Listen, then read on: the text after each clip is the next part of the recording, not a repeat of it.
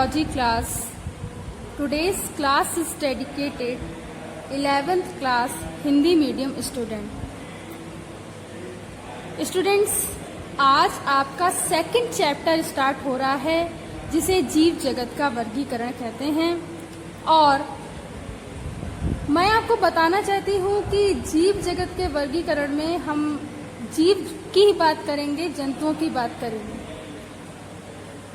इससे पहले उन्होंने सजीव जगत पढ़ा था, इसमें हम दोनों की बात कर रहे थे, लेकिन अभी हम जीव की बात करेंगे.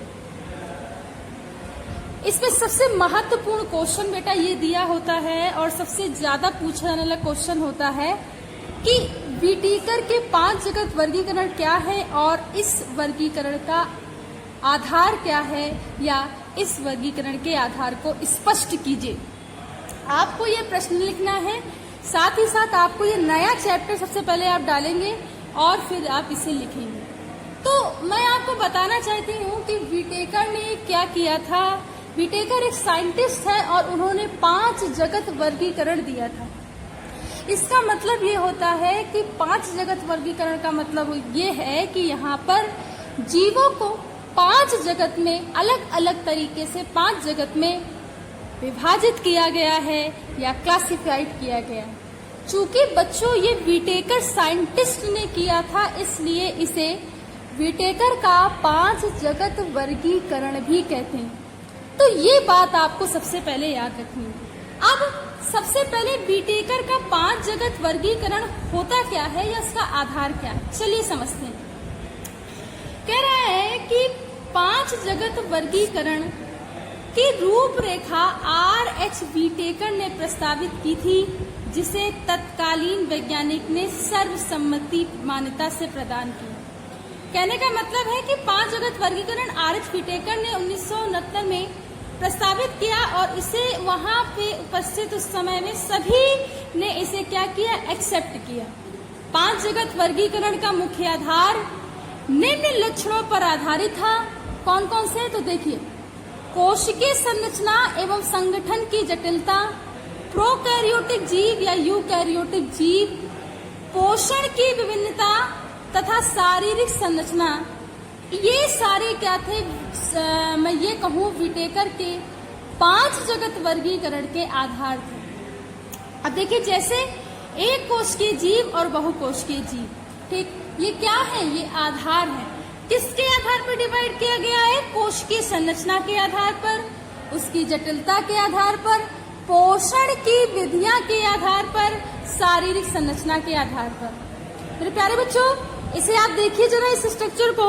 ये व्हिटेकर का 5 जगत वर्गीकरण का ट्री है, मतलब एक ट्री स्ट्रक्चर इसे बोलते हैं.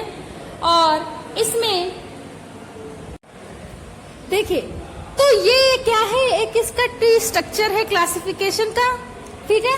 और इसमें आप देखेंगे कि ये व्हिटेकर के 5 जगत वर्गीकरण है. आपको क्या करना है, ये जो लिखा हुआ है ये बताना है बस, ठीक है.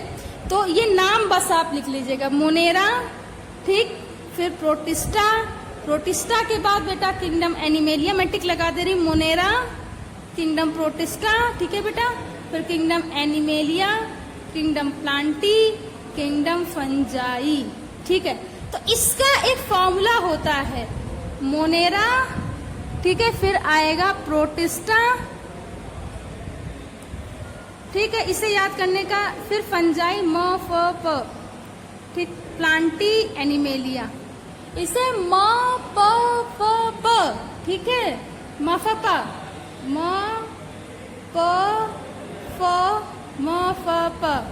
मफपा से इसे याद रखते हैं. ये हमेशा हम बच्चों को बताते हैं कि आप इसे मफपा से याद रख सकते हैं. Monera, protista, fungi, Plantae, animalia, ये देखिए याद हो गए 5 जगत के वर्गीकरण, ठीक है. आपको बस इसके नाम लिख देने धीरे धीरे, kingdom Monera, kingdom protista, animalia, Plantae और फंजाई, ठीक है. ये 5 जगत वर्गीकरण है. आधार मैंने बता दिया है. अब ये होते क्या है, तो ये देखिए यहाँ पे तालिका दी हुई है. इस तालिका को आपको सबसे अच्छे समझना है. देखिए आप कैसे लिखेंगे, मैं आपको तरीका बता दूं. आप डालेंगे संग मोनेरा, ठीक है, और आप उसके मतलब ऐसे आपको ये नहीं बनाना है, ठीक है। कोशिकीय संगठन का प्रचार ये लिखेंगे, चलन क्षमता ये होती है, पोषण इस तरीके से होता है, जनन इस तरीके से होता है, सदस्य इस तरीके से। कहने का मतलब सबसे पहले आप जगत डालेंगे, फिर उसके नीचे इसकी कोशिकीय संगठन एवं प्रकार, चलन क्षमता, पोषण, जनन और सदस्य, ठीक है। इसी तरीके से आपको इसका सारे का करना है, ठीक। इसको सिर्फ आप थोड़ा सा चेंज करेंगे, ठीक है बच्चों। अगर आपको ना समझ में आए फिर आप पूछ सकते हैं। तो मोनेरा में सबसे पहले आप मोनेरा डालेंगे। अब मोनेरा होता क्या है, तो देखिए ये एक कोश के प्रोकैरियोटिक होते हैं जीव, ठीक है। और इनमें क्या होता है, कोशिकांग जो होते हैं बेटा, जितने कोशिका अंग हैं वो क्या होते हैं, अनुपस्थित होते हैं। वो क्या होते हैं, अनुपस्थित। उसके बाद इनमें चलन क्षमता कसाबों के द्वारा होती है, यानी फ्लैजिला के द्वारा होती है। पोषण की विधि जो होगी बेटा, प्रकाश संश्लेषण के द्वारा होगी, यानी प्रकाश की उपस्थिति में भोजन बनाएंगे। जनन की इनमें क्षमता अलैंगिक प्रकार की होगी, लैंगिक यानी सेक्स ऑर्गन नहीं होंगे। विखंडन टुकड़ों टुकड़ों में इनका मतलब अगर बात करें तो सेगमेंट यानी टुकड़े टुकड़े में ये खंड में विभाजित होंगे और प्रत्येक खंड से नए जीव का निर्माण होगा। साथ ही साथ अगर मोनेरा की बात की, मोनेरा में सदस्य की बात की जाए तो बैक्टीरिया एवं नीलहरी शैवाल आते हैं। नेक्स्ट देखिए, नेक्स्ट है प्रोटिस्टा। प्रोटिस्टा में क्या है, देखिए कोशिकीय स्तर कैसा होता है, एक कोशिकीय या केंद्रक के रूप में। कहने का मतलब ये कि कोशिकीय होंगे एक संरचना से मिलकर बने होंगे, केंद्रक पाया जाता है। और कोशिकांग लेकिन अनुपस्थित होते हैं, विभिन्न प्रकार के कोशिकांग मतलब माइटोकॉन्ड्रिया ये सब नहीं होता इसमें। चलन क्षमता कैसे होती है, अधिकांश में चलन सीलिया के द्वारा, सीलिया एक संरचना होती है हेयर लाइक, कशाबो यानी फ्लैजिला के द्वारा होता है, तो इससे भी आप लोगों को याद रखना है।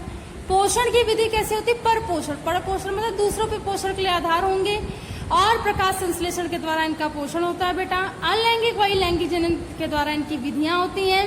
सदस्य प्रोटोजोआ के सदस्य जो एक कोश के जीव होते हैं, सजीव मतलब मैं इसकी बात करूं एनिमल की यानी कि जीवों की, तो वो प्रोटिस्टा में आते हैं। आगे देखिए कवक।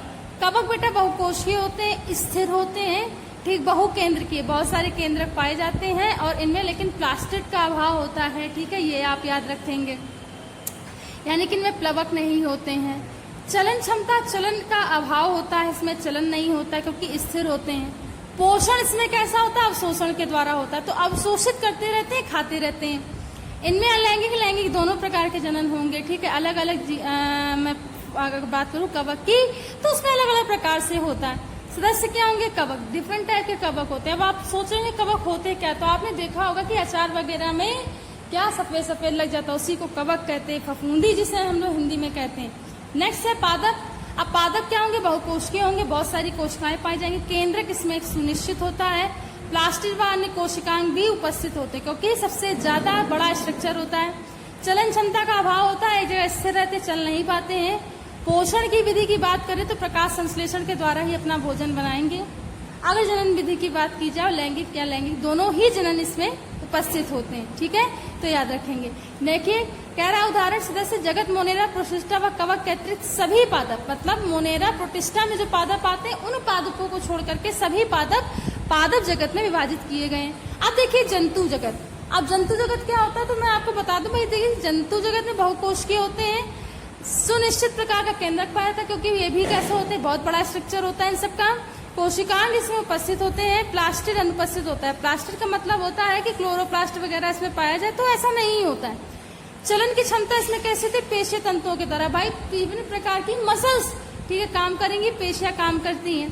पोषण कैसा होता है, पर पोषण, हम अपना भोजन स्वयं नहीं बनाते हैं, हम किसी न किसी रूप में डिपेंड है, तो पोषण कैसा होता है बच्चों, पर पोषण टाइप का होता है। आगे देखिए कह रहा है कि जनन, तो मुख्यतः इसमें लैंगिक जनन होता है, लेकिन कुछ ये नहीं कह सकते कि अन्य जीवों में अलैंगिक टाइप का होता है, तो इसको आपको याद रखना है। सदस्य, इसके सदस्य की मैं बात करूं तो जगत प्रोटिस्टा के अतिरिक्त प्रोटिस्टा में जो विभाजित किए गए, मतलब प्रोटोजोआ को छोड़ करके जितने भी जंतु हैं, मतलब बीटेकर के अनुसार अगर मैं बात करूं तो उनका जो क्लासिफिकेशन है वो जंतु एनिमेलिया में किया गया है।